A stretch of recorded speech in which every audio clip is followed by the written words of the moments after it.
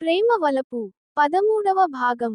నువ్వు అంతో ఇంతో ఆస్తి ఉన్నవాడితో సుఖంగా సెటిల్ అవ్వాలనే కదా నన్నొక బికారిలా పెళ్లి చేసుకుంటే ఆమె ఆత్మ శాంతిస్తుందా చెప్పు.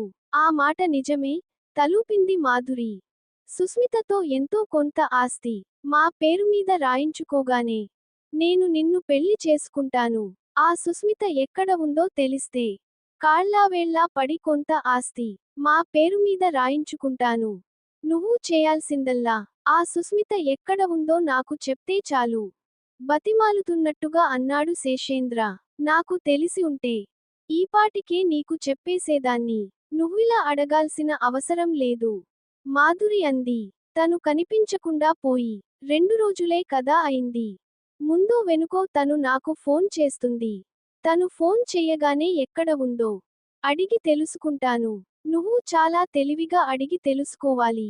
నాకు చెప్పడానికి నువ్వు తనని అడుగుతున్నావని తెలిస్తే నీకు తను ఏమీ చెప్పదు. జాగ్రత్త అన్నట్టుగా చూస్తూ అన్నాడు శేషేంద్ర. ఆ విషయానికి నాకు తెలుసు. చాలా జాగ్రత్తగానే అడిగి తెలుసుకుంటాను. తలూపింది మాధురి. నువ్వు తనకేమైనా ఫోన్ చేసి చూసావా? 2-3 సార్లు చేసి చూశాను. నాట్ రీచబుల్ అని వచ్చింది. మాకు అలాగే వస్తోంది. ఆ అతి తెలివైనది తనని ట్రాక్ చెయ్యడానికి అవకాశం లేకుండా ఫోన్ సిమ్ డిస్ట్రాయ్ చేసేసి ఎక్కడో పడేసి ఉంటుంది. వెనక్కి జరగిలబడుతూ చిరాగ్గా అన్నాడు శేషేంద్ర. ఎనీహౌ తన ఫ్రెండ్స్ ఎవరికైనా ఫోన్ చేసి చూసావా?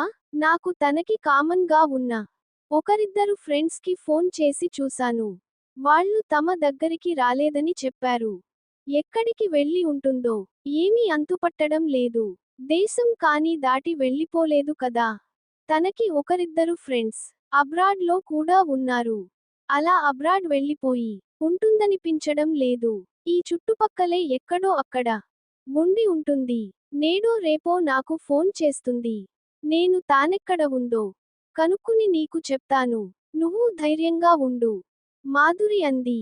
Thank you. నువ్వు ఆ మాత్రం హెల్ప్ చేస్తే చాలు.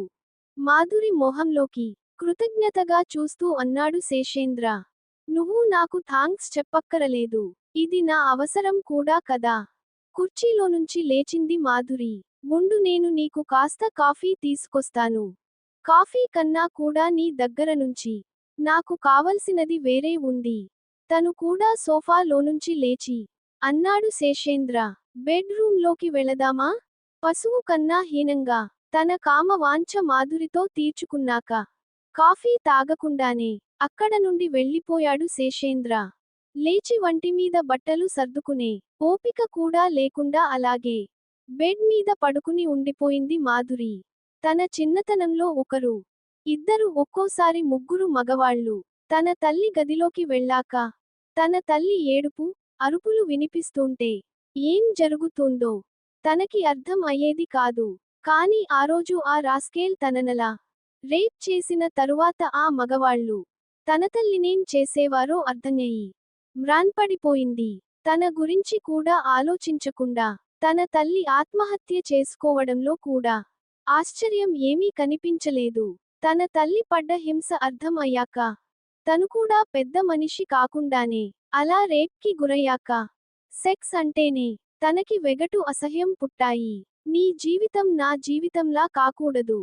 ఒక డబ్బున్న వ్యక్తితో నీ పెళ్ళయి నువ్వు జీవితంలో సుఖపడాలి. అది తన తల్లి తరచూ తనతో అన్నమాట. తనకెంత వెగటుగా ఉన్నా సెక్స్ కి ఒప్పుకోకుండా ఏ మగాడికి తను భార్యని కాలేనని బోధపడిపోయింది మాధురికి. శేషేంద్ర వ్యవహారం చూసి తను బాగా ఆస్తిపరుడు అనుకుంది. తనని పెళ్లి చేసుకుంటే తన జీవితం బాగుండి తన తల్లి కోరిక తీరుతుంది అనుకుంది. కాని అతనితో పూర్తిగా కమిట్ అయ్యి కాలేజ్ అంతా తమ ఇద్దరి గురించి తెలిసాక కానీ వాడి వ్యవహారం అంతా ఉత్తిదేనని, వాడికేమీ లేవని తెలిసి రాలేదు. కాని అప్పుడు ఇంకా చెయ్యగలిగింది ఏమీ లేకుండా పోయింది.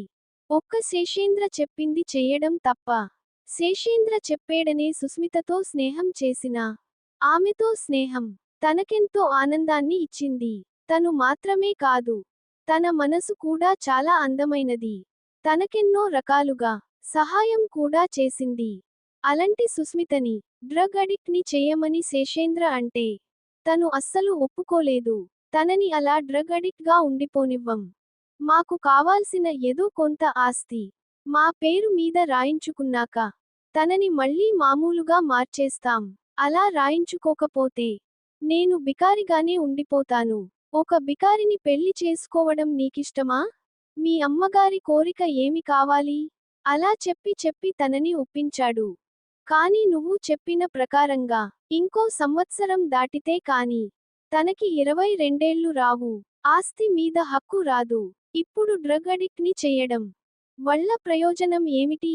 అప్పటికప్పుడు చేయగలమా? ఇప్పటి నుంచి కొంచెం కొంచెం డ్రగ్ అడిక్ట్ ని చేసి అప్పటికి మన చెప్పుచేతల్లోకి తెచ్చుకున్నాక నా పేరు మీద కొంత ఆస్తిని రాయించుకున్నాక తనని రీహాబిలేషన్ సెంటర్లో చేర్పించి మామూలుగా మార్చేస్తాను. శేషేంద్ర చెప్పింది నమ్మశక్యంగా అనిపించకపోయినా చేతిలో చిల్లిగవ్వ లేకుండా బయటకి వెళ్ళి బ్రతికే ధైర్యం లేక ఇంకా వాడు ఆస్తి వచ్చాక తనని పెళ్లి చేసుకుంటాడన్న ఆశతో అందుకు ఒప్పుకుంది. కానీ తను భయపడ్డంత పని జరిగింది. తను అడిగిన వెంటనే టేస్ట్ చేయకపోగా అదేమిటని అడిగింది సుస్మిత. తను అదొక మత్తెకించే డ్రగ్ అని తీసుకుంటే ఎంతో బాగుంటుందని చెప్పగానే తనని సుస్మిత చూసిన చూపు ఇప్పటికీ మర్చిపోలేదు. తనని సుస్మిత అలా అసహ్యంగా చూస్తూ ఉంటే తన గుండెలు పిండేసినట్టుగా అనిపించింది. ఆ రోజు తరువాత ఎప్పుడైనా తనే ఫోన్ చేసి మాట్లాడింది తప్ప సుస్మిత ఫోన్ చేయలేదు. ఏది ఏమైనా సుస్మిత డ్రగ్ తీసుకోకపోవడం, డ్రగ్ అడిక్ట్ కాకపోవడం తనకి ఆనందాన్నే ఇచ్చింది. తను సుస్మితని డ్రగ్ అడిక్ట్ ని చెయ్యడంలో అలా ఫెయిల్ అయిపోవడం శేషేంద్రకి పట్టలేనంత కోపం తెప్పించినా వాడు ఎందుకు ఊరుకున్నాడో మాధురికి బాగా తెలుసు. వాడికి వాడి వేడి తీర్చుకోవడానికి కావలసినప్పుడల్లా ఒక శరీరం కావలి. పైన కక్కుర్తిపడితే ఏం జబ్బులొస్తాయో తెలీదు. అయిన వాళ్ళు తనంత అందంగానూ ఉండరు. ప్రస్తుతం శేషేంద్ర క్యారెక్టర్ పూర్తిగా తెలిసివచ్చినా ఏమీ చెయ్యలేని పరిస్థితుల్లో ఉంది మాధురి. ఇప్పుడు తను వేరే ఎక్కడికి వెళ్ళలేదు. తామిద్దరి గురించి ఎంత ఇలా తెలిసిన తరువాత తనని వేరే ఎవరూ పెళ్లి చేసుకునే అవకాశమూ లేదు. నెమ్మదిగా శేషేంద్రనే మంచిగా మలుచుకోవాలని ఆలోచిస్తూ ఉంది.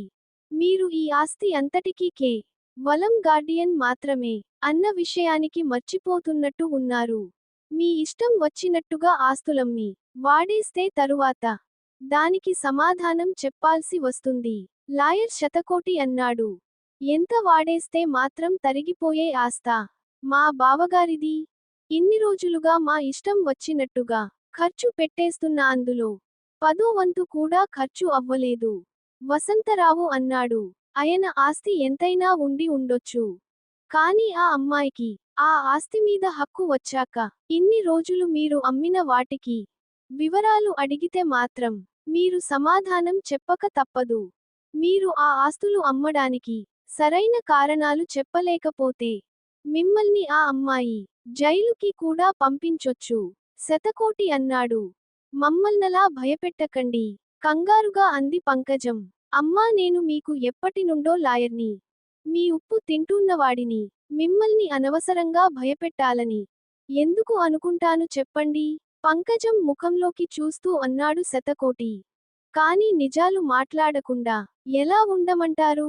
కేవలం నిజాలు మాట్లాడడం మాత్రమే కాకుండా దీనికి ఏదైనా ఉపాయం ఉంటే కూడా చెప్పొచ్చు కదా? శేషేంద్ర అడిగాడు. నా నోటితో ఎందుకు చెప్పిస్తారు? మీకు తెలీదా ఏం చెయ్యాలో? చిరాగ్గా అన్నాడు శతకోటి. తనకి ఆస్తిమీద హక్కు వచ్చే లోపుగా తనని లేకుండా చేసేయడమే అందుకు ఉపాయం. మిగతా స్టోరీ 14వ భాగంలో.